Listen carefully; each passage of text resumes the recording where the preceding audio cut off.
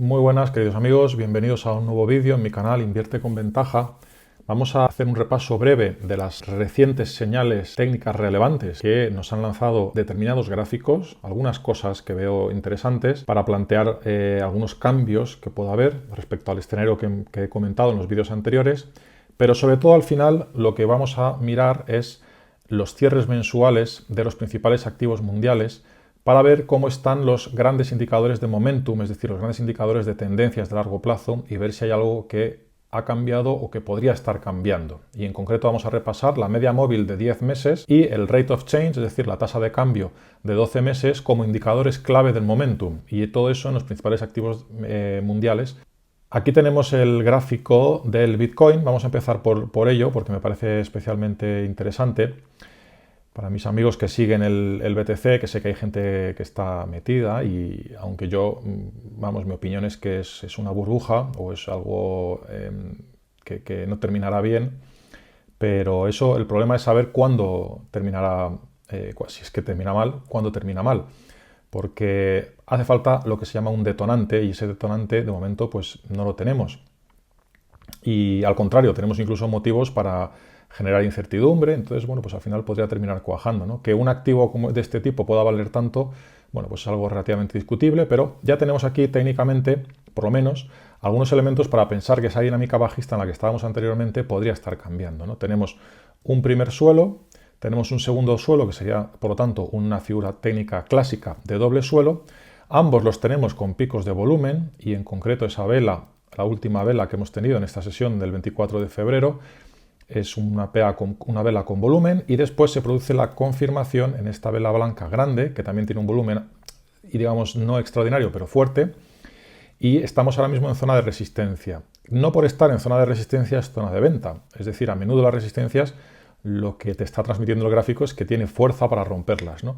Y yo creo que el empuje que ha tenido recientemente, pues concretamente en esta vela, es interesante y podemos plantear, por lo tanto, ese doble suelo que nos llevaría como objetivo de subida pues por encima de los $50.000. Vamos a ver ahora los índices europeos, cómo están en velas diarias, donde vemos, esto es el futuro del DAX, vamos a quitar el fondo naranja o rosa, aunque bueno, nos vamos ya al gráfico en velas semanales. Ya sabéis que el DAX es el único índice de los grandes índices europeos y americanos que tienen los dividendos incluidos, lo cual es una ventaja. Y en velas diarias en Europa la verdad es que no se aprecia suelo, pero tenemos unos indicadores de volatilidad que están en zona extrema y eso en zona máxima. Fijaros, por ejemplo, este que es el índice del Nasdaq, vamos a poner la volatilidad del Eurostoxx, que ha estado en niveles del 40%, y esos son niveles pues estratosféricos realmente. Solamente en este contexto de gran incertidumbre, estos niveles de volatilidad del 40% en el Eurostoxx, en las opciones sobre el Eurostoxx, solamente en este contexto parecen relativamente razonables porque hace no mucho pues estuvimos en niveles históricamente de récord. Pero realmente, incluso si lo ponemos en velas mensuales para que veáis, quitando la anomalía de 2020 del confinamiento, los niveles actuales de volatilidad son niveles de crisis fuerte, y lo de Ucrania no ha provocado caídas fuertes. Normalmente cuando el índice de volatilidad del Eurostoxx está en los niveles actuales, como estos, estamos en mercados bajistas, en caídas fuertes de mercado. Y sin embargo, el Eurostoxx, en este mismo gráfico de velas semanales, fijaros dónde está, ¿no? Ha corregido un poco desde máximos, pero no está en una tendencia ni mucho menos bajista. Eso es algo que me parece especialmente llamativo. Pero, dicho esto, claro, la dinámica de los gráficos se puede ver perfectamente interrumpida por movimientos, pues como puede ser una guerra o movimientos extremos, eventos shocks externos. Y en ese sentido, después de lo que pasó con el confinamiento, pues no me atrevo a anticipar que aquí pueda haber un cambio de tendencia, ¿no? Y al contrario, aquí hay un riesgo de debilidad. Es decir, aquí no hay unas ventas masivas, pero tampoco nadie está comprando, no hay un desequilibrio fuerte al alza. Esto hablando del DAX. Otra cosa es que con opciones en los niveles actuales son claros niveles de venta de puts, independientemente del sesgo que le queramos dar al mercado. Aquí en el Eurostoxx hay algo más interesante, ¿no? Hay un pico de volumen en esta sesión, hay una vuelta recaída unas pocas sesiones después, por debajo de los mínimos anteriores, pero esto podría ser una especie de doble suelo de corto plazo. Tenemos aquí una vela blanca, que es una pauta penetrante, y bueno, pues ahí tenemos una zona de soporte en torno a los 3.750 puntos, que podría permitir y asentar un rebote en las bolsas, que luego veremos que el gran dilema es que en la situación actual tenemos dos corrientes que se oponen, que es la del rebote en las bolsas y la de la tendencia de fondo, que podría ser a la baja, ¿no? Los ajustes de valoración, los márgenes empresariales, etc. Fijaros que ese es el que hemos visto antes, el gráfico del Eurostoxx, y este es el gráfico del S&P 500. La pauta de los últimos días no tiene nada que ver. El S&P 500 está apuntando al alza, ya lo comentaba en un vídeo anterior. Aquí tenemos una especie de doble suelo, o en todo caso de divergencia alcista, es decir, los índices marcan nuevos mínimos, pero ya tenemos un giro en el sentimiento, porque ya estaba siendo extremo, en la profundidad de mercado, en la amplitud de mercado, que es lo que quería decir, y tenemos un comportamiento atractivo. Fijaros en un índice que os quiero enseñar, que es el índice, el S&P 500 con dividendos. A ver si lo encuentro por aquí. Perdón, con dividendos, equal weight. Con dividendos no, equiponderado. El S&P 500 equiponderado, que es este gráfico que estamos viendo aquí, nos ha lanzado dos velas blancas con una sombra inferior larga muy fuerte, que son estas dos.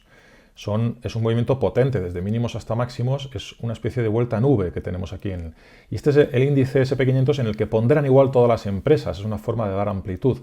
Si comparamos este índice S&P 500 con el que estábamos viendo antes, fijaros cómo estos mínimos, que son decrecientes en el S&P 500 ponderado, no lo son tanto en el S&P 500 equal weight, donde podemos incluso hablar de un doble suelo, el equiponderado.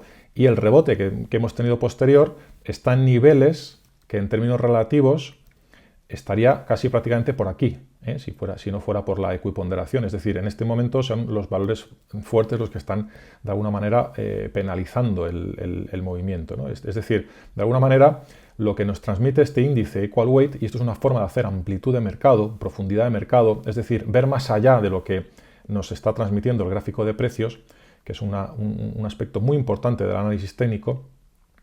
Si miramos este gráfico, que es el S&P 500, y lo comparamos con el equal weight, vemos que este proceso bajista no es tan marcado. Esto evidentemente tiene una explicación. No es tan marcado como lo que vemos aquí, ¿no? Estos mínimos locales, respecto a los mínimos locales anteriores de julio y octubre de 2021, en este caso, fijaros, julio y octubre de 2021, los índices no los han perforado. En este movimiento bajista no hemos ido por debajo de estos mínimos, ¿vale? ¿Qué significa eso? Pues que esta caída que vemos en el S&P 500 normal, en el que están ponderadas las posiciones por capitalización, se ha visto arrastrado por la debilidad de las FANG, que han corregido más fuerte, o de las empresas que más ponderación tienen, ¿vale? Esto es una interpretación positiva y refuerza ese escenario de rebote del que vengo hablando desde hace unos días, buscando el rebote, ¿no? Incluso en estos niveles aproximadamente publiqué un vídeo donde hablaba del riesgo de sesgo bajista, pero buscando rebote a corto plazo. Después, efectivamente, así fue. Caímos a corto plazo, pero rápidamente para encontrar un suelo. Todo esto tiene que ver con sentimiento, no tiene que ver con noticias, no tiene que ver con...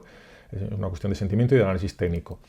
Y desde entonces estamos en una situación de confirmar ese suelo. Fijaros la cantidad de velas blancas, 1, 2, 3, 4 velas blancas, solo una vela negra, pero que realmente está dentro del cuerpo real de las velas anteriores. Y estamos ya por encima de la media móvil de 12 sesiones, en este caso, que no es una media móvil, es una media móvil corta, pero con una divergencia alcista que para mí esto apunta a un escenario de rebote. Eso ayudaría evidentemente a que Europa también pudiera rebotar, ¿no? Y eso es lo que a mí me parece ahora mismo relevante a nivel de índices mundiales. Que voy a centrar este vídeo en las bolsas, en los índices mundiales. Vamos a pasar ya a la parte gorda, que es la parte de momentum. El momentum es una anomalía de mercado, que es la forma de hablar que tienen los teóricos de la teoría de mercados eficientes, y el premio Nobel Eugen Fama, que la considera una anomalía. Una anomalía es aquello que no encaja con la teoría. Y en lugar de echar a la basura la teoría, lo que decimos es que la realidad no encaja, ¿no? Es una anomalía, ¿no? Lo que es una anomalía es la teoría, pero bueno, eso es entre paréntesis. La cuestión es que el momentum produce unos rendimientos superiores a la media. Esa es la realidad estadística, científica. No estamos hablando aquí de arte, sino de ciencia.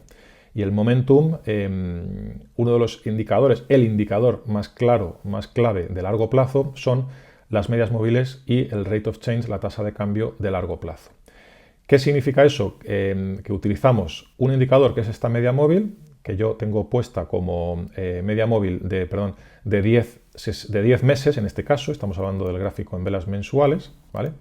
De 10 meses, y esa media móvil, lo que nos dicen los datos estadísticos es que los problemas vienen y que es rentable a largo plazo salirse del mercado cuando el precio cae a cierre de mes por debajo de esa media móvil de 10 meses. Hay otro indicador que es el rate of change, que es la tasa de cambio, que voy a utilizar aquí, tasa de cambio de 12 meses en este caso. Vamos a utilizar para que sea una tasa de cambio interanual de 12 meses. Y vamos a fijarnos, por lo tanto, voy a quitar el volumen, que aquí no tiene mucha importancia, vamos a fijarnos tanto en la media móvil que tenemos arriba, como en la tasa de cambio. ¿Cuál es la clave? Cuando la media móvil está en rojo, aquí, y cuando la tasa de cambio está por debajo de la línea de cero, que en este caso es esta. ¿Dónde está el futuro del S&P500 ahora mismo? En este caso podemos incluso poner el S&P500 normal y corriente. Pues los dos están en verde realmente. Porque, bueno, están en verde en este mes, que esta pequeñita vela sería la vela de las 2-3 sesiones que llevamos en el mes de marzo. Por muy poco, el mes anterior cerró por debajo de la media móvil de 10 meses, que es lo que nos está indicando este pequeño tramo que tenemos aquí en rojo, pero veis que fue por muy poco, respetó este nivel de cierre mensual, de soporte, por lo tanto, y la tasa de cambio, el rate of change de 12 meses, está en positivo, ¿no? Y es más, si a este gráfico del S&P500 le sumamos los dividendos, posiblemente a lo mejor estamos justo ahí. Por lo tanto, para mí esto no es una señal de venta todavía, no es una señal de salir corriendo, que va en la línea de lo que hemos comentado en vídeos anteriores sobre el seguimiento y el posible techo de mercado que podríamos estar formando. Una inversión de la curva de tipos nos avisaría de un riesgo bajista, pero con una antelación media de 9 meses. Dado que la curva todavía no está invertida, está acercándose, pero no está invertida todavía, y dado que pues, tenemos varios meses como mínimo hasta que el mercado entre en tendencia bajista, pues digamos que el riesgo no sería inminente, ¿no? Y hemos encadenado aquí dos velas negras dentro de una gran tendencia alcista que en principio, pues como digo, permite que planteemos un rebote. Ese rebote que hemos visto en velas diarias y en velas semanales también, podemos ponerlo en velas semanales, el índice SP500 con ese soporte que ha respetado. La cuestión es si esto va a ser suave o va a ser fuerte para incluso plantear volver una vuelta a máximos. Realmente esto va a ser la hora de la verdad. Aquí es donde vamos a ver cuál es la fortaleza de fondo del mercado. Si esto rebota fuerte, vertical, pues tendremos indicios de fortaleza. También podría ser una onda B, ¿no? Podría ser un típico rebote de euforia dentro de un mercado ya bajista. Ya veremos si ataca esta zona de resistencia. La forma en que se desarrolla un eventual rebote y el alcance de ese rebote nos dará bastantes indicaciones, bastantes señales, ¿no? Bueno, por lo tanto, el SP500 está en zona de positiva, es decir, el momentum de largo plazo no nos lanza aquí señales peligrosas. ¿Cómo está el Nasdaq? El Nasdaq 100. Pues el Nasdaq 100 sí ha roto y ha cerrado en esta vela, que es una vela mensual de febrero, ha cerrado claramente por debajo de la media móvil de 10 meses. Pero la tasa de cambio de 12 meses está por encima de cero. Por lo tanto, no hay de momento motivos para salir corriendo, no hay motivos para lanzar las alarmas, ¿vale? Veis que evidentemente hay señales falsas que da de vez en cuando, ¿no? Por ejemplo, en esta consolidación de 2016 estuvo por debajo, luego al final estuvo por encima, pero lo que en el momentum, las series estadísticas de largo plazo demuestran contundentemente es que estas pequeñas señales en las que en todo caso pues te puedes dejar un 4, un 5% o incluso un 10, es lo de menos. Al final aquí puedes quedarte un poquito atrás del mercado, dejas de ganar un 10, te reenganchas a la tendencia a largo plazo, pero te has dejado un 10, pero cuando realmente eso se traduce en un giro, te permite reducir enormemente los drawdowns. Eso es lo que el momentum nos está diciendo, ¿no? Por lo tanto, aquí tenemos una señal de alarma un poquito más fuerte que en el SP500, aunque insisto en que, bueno, mi criterio subjetivo es que ahora mismo a corto plazo toca rebote. Veremos hasta dónde, dentro de un contexto que probablemente sea de largo plazo. Este es el gran dilema que tenemos ahora mismo. Porque un rebote en este tipo de activos volátiles, en un mercado volátil como en el que estamos, un rebote desde ahora hasta estos niveles, por ejemplo, estamos hablando de un rebote del 10%, ¿no? El nivel medio de esta vela blanca grande, que es el mes de enero, sería un nivel de resistencia claro. Ese es el nivel de resistencia que tiene el Nasdaq, que estamos hablando de los 15.500 puntos.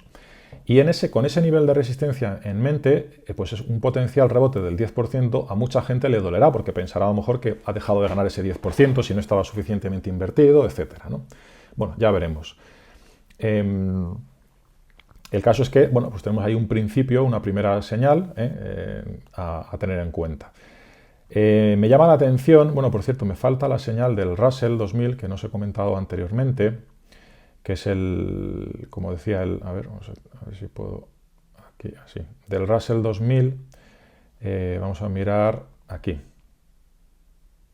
a ver si se carga, aquí. En el Russell 2000 tenemos una señal que esto tiene que ver con la amplitud de mercado que veíamos antes. El Russell 2000 es un índice de small caps, valores de pequeña capitalización. Aquí tenemos un mínimo local y aquí tenemos otro mínimo local. Y aquí no tenemos divergencia alcista, aquí tenemos literalmente un doble mínimo, un doble suelo.